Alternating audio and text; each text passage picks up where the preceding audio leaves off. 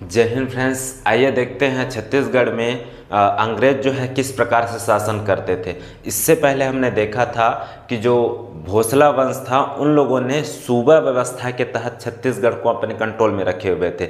जैसे ही सूबा व्यवस्था समाप्त होता है तो उसके जगह पे एक नया पद लाया जाता है जिसको बोला जाता है अधीक्षक, है ना। तो अधीक्षक जो है अंग्रेजों का एक कंट्रोल में रहने वाला अधिकारी होते हैं। ठीक, तो छत्तीसगढ़ में जो अंग्रेज थे वो अधीक्षक के माध्यम से शासन कर रहे थे।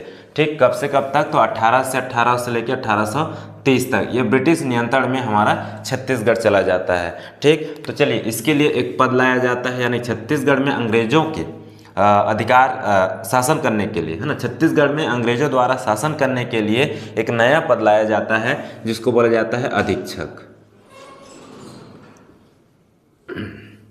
अधीक्षक, इस अधीक्षक में जो पहला व्यक्ति बनता है अधीक्षक, उसका नाम होता है कैप्टन एडमंड। कैप्टन एडमंड, ठीक है। कैप्टन एडमंड जो है 1818 में ही ब्रिटिश अधीक्षक बनता है। जो छत्तीसगढ़ का प्रथम ब्रिटिश अधीक्षक होता है ना, छत्तीसगढ़ का प्रथम ब्रिटिश अधीक्षक बनता है। अगला पॉइंट बनता है कि 1818 में डोंगरगढ़ के जमींदार, है ना, डोंगरगढ़ के जमींदार द्वारा विद्रोह कर दिया जाता है। हाँ, डोंगरगढ़ के जो जमींदार होते हैं ना उसके द्वारा जो है विद्रोह कर दिया जाता है। और इस विद्रोह को दबाने के लिए खैरागढ़ के जमींदार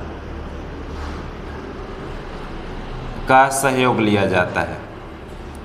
ठीक है, तो जो कैप्टन एडमंड होता है वो डोंगरगढ़ के जमींदार के विद्रोह को दबाने के लिए खैरागढ़ के जमींदार का सहयोग लेता है और सहयोग मिलता भी है। और सहयोग मिलने के कुछ समय बाद ही ये डोंगरगढ़ का जो जमींदार होता है वो हार जाता है ना। हार किसको मिल जाता है? डोंगरगढ़ को। डोंगरगढ़ के जमींदार को हार मिल जाता है और हार मिलने की वजह से ये डोंगरगढ़ जो है वादे के मुताबिक दे दिया जाता है खैरागढ़ के जमींदार को। ठीक है, तो इतना चीज़ याद रखिएगा कैप्टन एडमंड के बारे में। और जैसे ही खैरागढ़ को जीत लेता है वैसे कुछ समय बाद इनकी मृत्यु हो जाती है ना, यानी कि जीत के कुछ समय बाद, है ना, मृत्यु हो जाता है। ठीक है, किसका? तो एडमंड का जैसे ही मृत्यु होता है दूसरा जो है व्यक्ति अधीक्षक बनता है जिसका नाम होता है एग्नू, है ना, पी वांस एग्नू।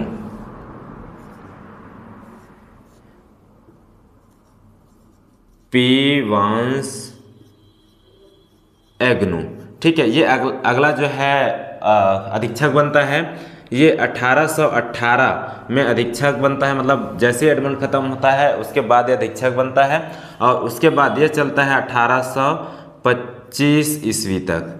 ठीक है, तो याद रखिएगा जो एग्नू है वो 1818 से लेकर 1825 तक चलता है। इसके टाइम पे यदि हम देखते हैं तो इसने जैसे अधीक्षक बनने के बाद पहला इसने काम किया राजधानी परिवर्तन, है ना। तो इसके टाइम पे राजधानी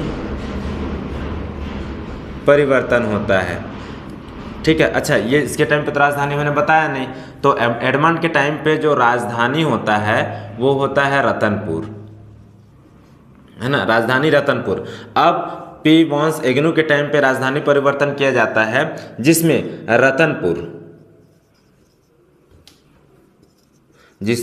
रतनपुर को हटाकर, यानी कि जो है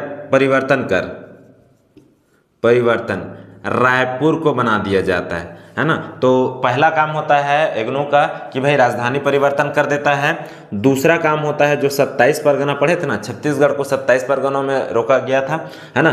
तो 27 परगना जो होता है इसको कम करके, यानी कि इसमें भी परिवर्तन कर देता है ना, परगना में भी परिवर्तन करके इसको 8 की संख्या बना देता है ना, यानी 8 परगना बना देता है। और आप लोग को पता है कि जो परगना का मुखिया होता है उसको कमाविंसदार बोला जाता है, कमाविंसदार।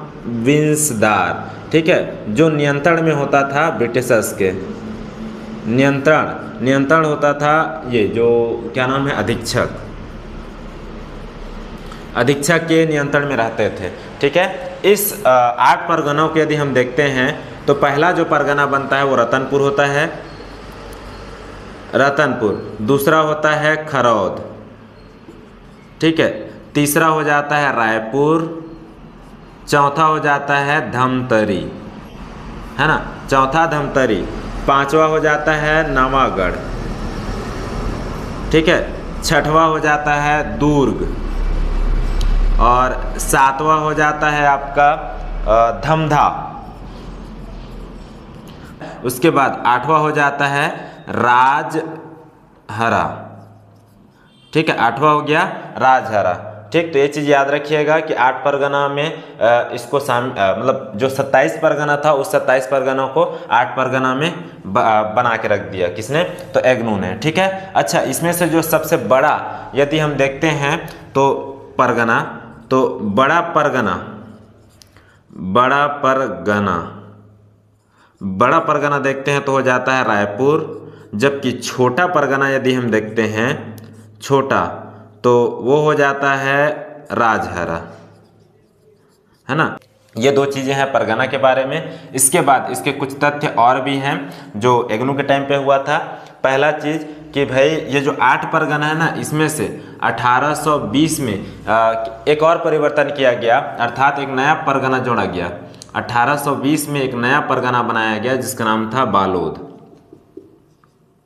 ठीक है। अब टोटल परगना का जो संख्या हो गया ना, परगना संख्या, एग्नू टाइम पे परगना की संख्या 9 हो गया। और संख्या जो परगना है उसके मुखिया को तो जानते हैं आप लोग, कौन होते हैं? कमाविजदार होते हैं, जो ब्रिटिश अधीक्षक के कंट्रोल में होता है। इसके टाइम पे कुछ कुछ घटनाएं भी हुई थी, जैसे कि पहला जो घटना यदि हम देखते हैं तो आता है सामंत भारती मामला। सामंत भारती मामला आता है, ठीक है। दूसरा यदि हम मामला देखते हैं तो होता है महर्षिया मामला। महर्षिया मामला हो जाता है, जो नवागढ़ के जमींदार होते हैं। उसके बाद अगला यदि मामला देखते हैं तो बस्तर, बस्तर का विद्रोह हो जाता है ना। उसके बाद फिर हो जाता है सोना खान, सोना खान का विद्रोह हो जाता है एग्नो के टाइम पे। और हो जाता है, देखो, पहला आपका सामंत भारती मामला, दूसरा महारसिया मामला, और तीसरा बस्तर का विद्रोह, चौथा जो है सोना खान का विद्रोह हो जाता है, और पांचवा हो जाता है आपका परलकोट, परलकोट का विद्रोह। ये सभी मामले जो है दिखाई देते हैं एग्नो के टाइम पे, है ना। इसके अलावा यदि हम देखते हैं तो इसने कुछ सुधार भी किया था। सुधार किस टाइप का? तो यदि हम पहला सुधार देखते हैं तो जो जितने भी सरकारी दस्तावेज थे ना, उन लोग को, उन सभी को सुरक्षित रखा इसने, ठीक है। तो क्या हो जाएगा? सरकारी दस्तावेज को सुरक्षित करना, ये एक अच्छा काम किया था कि सरकारी दस्तावेज को सुरक्षित रखा था। दूसरा काम हो जाता है कि भाई इसने, यानी एग्नू ने व्यापार परिवहन, है ना, में सुधार किया था। व्यापार परिवहन सुधार हो गया था ना, व्यापार और परिवहन में सुधार किया गया था। तो ये सभी कार्य है जो एग्नू के टाइम पे चला था, ठीक है।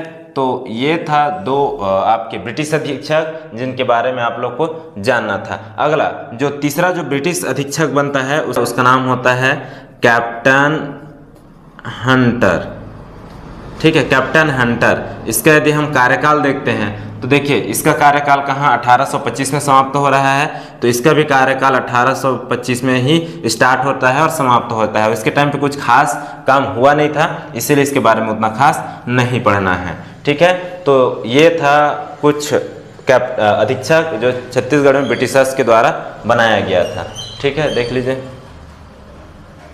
इसके बाद जो अगला अधीक्षक जो बनता है वो चौथे नंबर का कैप्टन सैंडिस, कैप्टन सैंडिस, है ना। कैप्टन सैंडिस जो है ये बनता है 1825 में और इसका टाइम चलता है 1828 तक, ठीक है। 1825 से 1828 तक इसका शासन चलता है। अब ये जो अधीक्षक है इसने भी कुछ कुछ अच्छे काम किया था, ठीक है। ये जो संडिस था ना, ये पहले नागपुर के सेना में था, है ना, नागपुर के घुड़सवार सैनिक था, ठीक है, जिसे बाद में छत्तीसगढ़ का जो है अधीक्षक बना दिया गया। इसने क्या किया था कि जितने भी सरकारी काम था, सरकारी कार्य, इन सभी पे अंग्रेजी को महत्व दिया।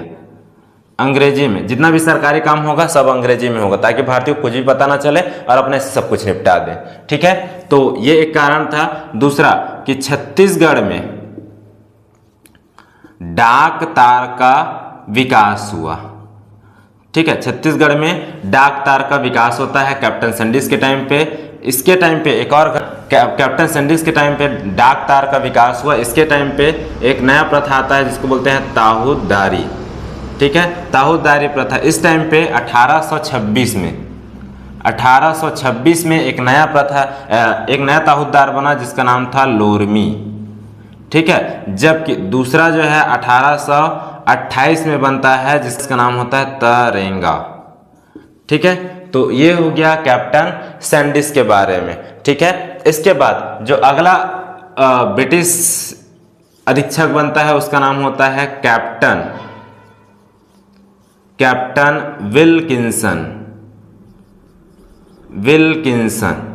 ठीक है, कैप्टन विल्किंसन। अगला जो ब्रिटिश अधीक्षक बनता है उसका नाम है कैप्टन विल्किंसन।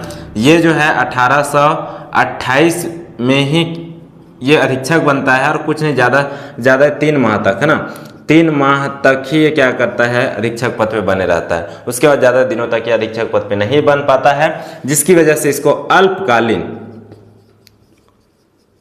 ब्रिटिश अधीक्षक भी कहा जाता है, ठीक है। तो ये 5 जो है विशेष अधीक्षक बने थे। अंतिम में जो ब्रिटिश अधीक्षक आता है उसका नाम होता है क्राफर्ड।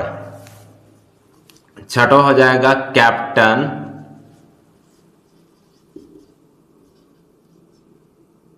क्राफर्ड, ठीक है, कैप्टन क्राफर्ड। इसका जो टाइम है वो लास्ट हो जाएगा 1828 से लेके 1830 ईस्वी तक, ठीक है। जैसे कि आपको पता है भाई, हम शुरू से बोलते आ रहे हैं कि अंतिम जो है ब्रिटिश अधीक्षक है ना। तो पहला हो जाएगा क्या कि अंतिम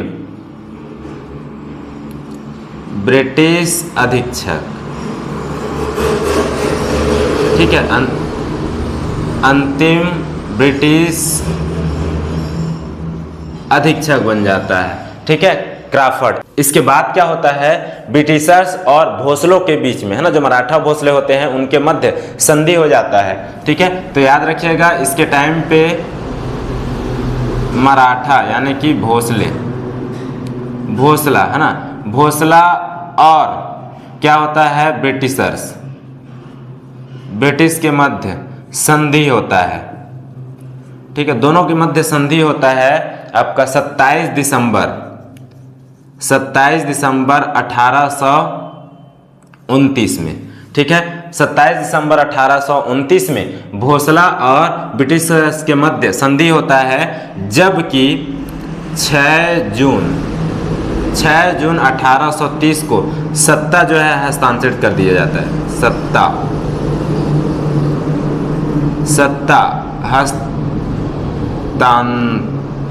हस्तांतरित कर दिया जाता है, ठीक है। तो ये कुछ तथ्य थे जो ब्रिटिश अधीक्षक से संबंधित था, है ना, जो एग्जाम के दृष्टिकोण से इंपॉर्टेंट हो जाता है। चलिए, आज जो ब्रिटिश अधीक्षक है इसके क्लास हम यहीं तक रखते हैं। जय हिंद।